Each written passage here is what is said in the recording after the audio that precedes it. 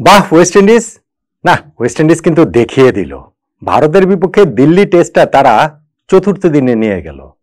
এমনকি ইনিংস পরাজয় এড়ানোটাও এখন ওয়েস্ট ইন্ডিজের পক্ষে সম্ভব, খুবই সম্ভব। এমনকি থার্ড উইকেটে যেই পার্টনারশিপ ওয়েস্ট ইন্ডিজের এই মুহূর্তে অবিচ্ছিন্ন রয়েছে, যে সেঞ্চুরি পার্টনারশিপ, সেই রকম ব্যাটিংটা যদি তারা চতুর্থ দিনে কন্টিনিউ করতে পারে, কে জানে।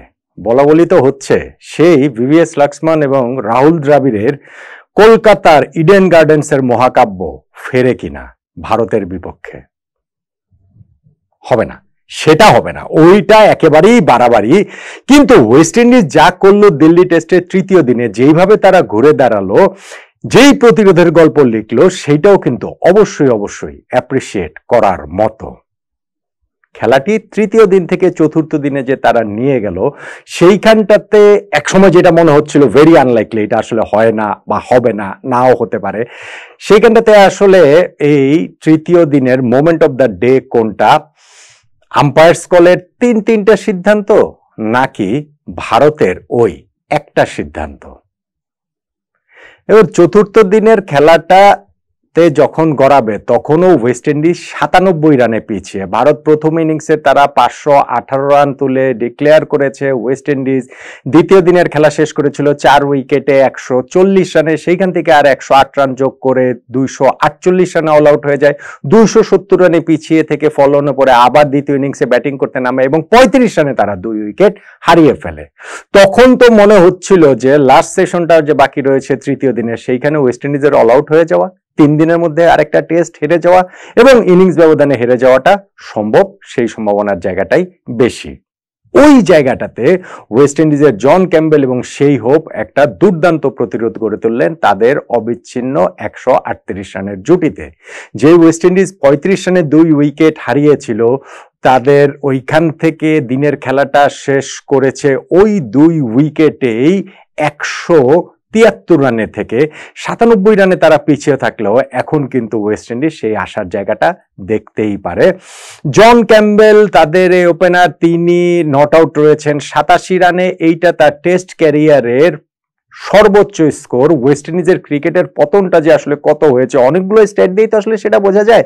এই জন ক্যাম্বেল, তিনি তার এটা 25 নাম্বার টেস্ট, 50 নাম্বার ইনিংসে এসেও এখনো পর্যন্ত টেস্ট সেঞ্চুরির দেখা পাননি। এইটা মাত্র তার 4 নাম্বার 50+ স্কোর। আর সেই হোপ যিনি 66 রানে নট আউট রয়েছেন, তিনিও 31টা টেস্ট ইনিংস পরে 50 করলেন।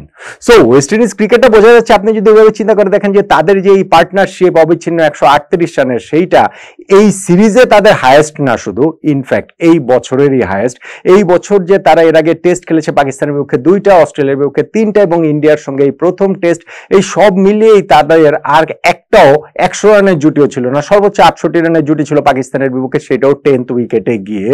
সো সেই ওয়েস্ট ইন্ডিজের পক্ষে এরকম একটা সেঞ্চুরি পার্টনারশিপ করে ফেলাটা চারটিখানি ব্যাপার না। আর যখন আপনি মাথায় রাখবেন যে খেলাটি চতুর্থ দিনে নেওয়াটা কেন এত সিগনিফিকেন্ট বা এটা নিয়ে কেন এত আলোচনার জায়গা রয়েছে, 14 বছর পর ভারতের মাটিতে ভারতের বিপক্ষে ওয়েস্ট ইন্ডিজ টেস্টটাকে চতুর্থ দিনে নিতে পারলো। এর মাঝখানে যে 5টা টেস্ট হয়েছে, সবগুলো টেস্টই 3 দিনে শেষ হয়েছে। 5 টেস্টের মধ্যে 4টাতে ওয়েস্ট ইন্ডিজ ইনিংস ব্যবধানে হেরেছে এবং আরেকটাতে হেরেছে 10 উইকেটে। এই টেস্ট এখনো ওয়েস্ট ইন্ডিজ ইনিংস ব্যবধানে হারতে পারে, এখনো যেহেতু 97 রানে পিছিয়ে রয়েছে। কিন্তু তাতে করেও এই জন ক্যাম্বেল ও সেই হোপের যে ফাইট, সেইটা কথাটা আলাদাভাবে না বললেই নয়। দিনের খেলার শুরুটা একেবারেই স্ক্রিপ্ট মেনে এগিয়েছিল। 140 4 উইকেটে ওয়েস্ট ইন্ডিজ খেলা শুরু করার পর 175 রানের মধ্যে, অর্থাৎ 35 রান যোগ করতে তারা আরো 4টি উইকেট হারায়। 175 রানে 8 উইকেটে তারা পৌঁছে যায়। সেইখান থেকেই তাদের প্রতিরোধটা শুরু হয়। ইনফ্যাক্ট ওই ফার্স্ট ইনিংসের টেইল থেকে শেষ 2টা উইকেট পার্টনারশিপে তারা আরো 73 রান যোগ করে 248 পর্যন্ত যায়। জাসপ্রীত বুমরাকে ফিরিয়ে এনেই পার্টনারশিপ ব্রেক করতে হয়েছে এবং কুলদীপ যাদব যখন আরো একটা উইকেট নিয়ে ওয়েস্ট ইন্ডিজকে অল আউট করে দিলেন, তার ইনিংসে 5 উইকেট হয়ে গেল। 15 টেস্টের ক্যারিয়ারে কুলদীপ যাদবের এইটা 5ম বারের মতো ইনিংসে 5 উইকেট। বাহাতি স্পিনারদের মধ্যে টেস্ট ক্রিকেটের ইতিহাসেই কুলদীপ যাদবের চেয়ে বেশি ইনিংসে 5 উইকেট আর কারণ নেই। ফলে এইটা একটা সিগনিফিকেন্ট ফিট এবং সেটা মাত্র হচ্ছে গিয়ে 15 টেস্টের মধ্যেও। সেকেন্ড ইনিংসেও কিন্তু ওই একইভাবেই শুরুটা করেছিল ভারত, তারা যখন ওয়েস্ট ইন্ডিজকে ফলো অনে পাঠায় এবং সেখানটাতে বলছিলাম যে 35 রানে তারা 2 উইকেট তুলে নেয়।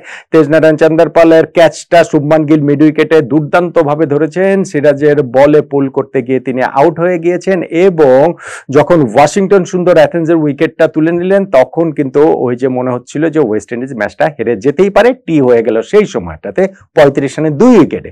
কিন্তু এরপরে থার্ড ডে লাস্ট সেশনে ওয়েস্ট ইন্ডিজের আর একটা উইকেটও ভারত তুলতে পারেনি, একটা উইকেটও নিতে পারেনি। সিগনিফিকেন্ট ঘটনার কথা যেটা আমি বলছিলাম যে পরপর 2 ওভারে 3 বার আউট হয়ে যেতে পারতেন জন ক্যাম্বেল, আউট তিনি হতেই পারতেন। প্রথমত আম্পায়ার তাকে আউটের ঘোষণা করেছিল, সেইখানটাতে তিনি ডিআরএস নিলেন এবং ডিআরএস নেওয়ার পর এলবিডব্লিউ তাকে ঘোষণা করেছে। ডিআরএস নেওয়ার পর দেখা গেল যে বলটা তার গ্লাভসে স্লাইটলি আর কি একটা টাচ হয়েছে, আলট্রাএজে একটা স্পাইক দেখা গিয়েছে, ফলে আম্পায়ার আউট দিলেও ডিআরএস নিয়ে তিনি নট আউট হয়ে গেলেন। ভেরি নেক্সট ডেলিভারিতে ওয়াশিংটন সুন্দরের বলে তিনি ডিফেন্ড করতে গেলেন এবং বল ওই প্যাডে যখন লাগলো, প্যাড নাকি ব্যাট ফার্স্ট হেড একটা কনফিউশনের জায়গা ছিল, আম্পায়ার এই যে বাট হচ্ছে গিয়ে নট আউট দিলেন এবং ইন্ডিয়া ডিআরএস নেওয়ার পর দেখা গেল বলটা প্রথমে প্যাডে লেগেছে বটে, তবে ইম্প্যাক্টটা ছিল আম্পায়ার্স কল। সো আম্পায়ার যদি আউট দিতেন ওই সময় ক্যাম্বেল আউট হয়ে যেতেন। ভেরি নেক্সট ওভারে ওয়াশিংটন সুন্দরেরই একেবারে সেম জিনিসই ঘটেছে, প্যাডে লেগেছে, আম্পায়ার নট আউট দিয়েছেন, ইন্ডিয়া রিভিউ নিয়েছে এবং তিনি ওই ইম্প্যাক্টে আম্পায়ার্স কলে বেঁচে গিয়েছেন। ফলে এই জায়গাটাতে জন ক্যাম্বেল পরপর 2 ওভারে 2টা তো পুরোপুরি লাকি ব্রেক, ওই অর্থে যে আম্পায়ার আউট দিলেই তিনি আউট হয়ে যেতে পারতেন। ফলে এইটা অবশ্যই ম্যাচের এই ডের মোমেন্ট অফ দ্য ডের একটা দাবিদার। এবং আরেকটার কথা যেটা আমি বলছিলাম সেটা হচ্ছে গিয়ে ভারতের সিদ্ধান্ত। ভারতের কোন সিদ্ধান্ত? ওয়েস্ট ইন্ডিজকে ফলো অনটা ফোর্স করে আবার ব্যাটিং এ পাঠানোটা।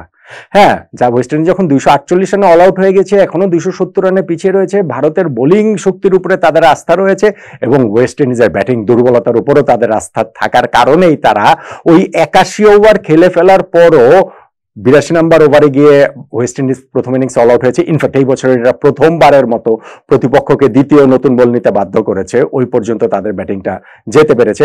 সো ওইখানটাতে ভারতের ওই কনফিডেন্সের জায়গাটা ছিল, কিন্তু উইকেটটা একটু সহজও হয়ে উঠেছিল এবং সেইখানটা থেকে ওয়েস্ট ইন্ডিজ খুব ভালো ব্যাটিং করেছে, ভারতের বোলাররাও আসলে টায়ার্ড ছিলেন। সো ভারতের ক্যাপ্টেন শুভমান গিলের এই সিদ্ধান্তটা যে ফলো অনটা ফোর্স না করে ভারত যদি আবার ব্যাটিং এ করতো তাহলে কি সেইটা ম্যাচের সিচুয়েশন অনুযায়ী রাইট কল হতো কিনা? প্রবাবলি সেটা রাইট কল হতো, কিন্তু তারা হয়তো একটু এক্সট্রা রেস্ট চেয়েছেন, হয়তো তারা ভেবেছেন যে ওয়েস্ট ইন্ডিজ এত দুর্বল, এই দিনই তাদেরকে অল আউট করে দিয়ে একটু হচ্ছে গিয়ে তারা বাড়তি বিশ্রামের জায়গাটা তারা পেতে পারেন। এবং সেইটা এমন মাত্রাতে দেখেন জাসপ্রীত বুমরা তাদের প্রিমিয়ার ফাস্ট বোলার, তিনি দ্বিতীয় ইনিংসের প্রথম 32 ওভার পর্যন্ত তাকে বলই দেননি শুভমান গিল, ওই ম্যানেজমেন্টের কারণে, ওই তাকে একটু বিশ্রাম দেওয়ার কারণে। ফলে এই শুভমান গিলের এই ডিসিশনটা, ভারতের এই ডিসিশনটা গেমটাকে রেসপেক্ট না করে আমি বলবো ওয়েস্ট ইন্ডিজের প্রতি একটু ডিসরেসপেক্ট থেকে এবং নিজেদের প্রতি একটু ওভার কনফিডেন্ট থেকেই তারা যে ডিসিশনটা নিয়েছে যে ফলো অন ওয়েস্ট ইন্ডিজকে ফোর্স করা, নিজেরা আবার ব্যাটিং না করা।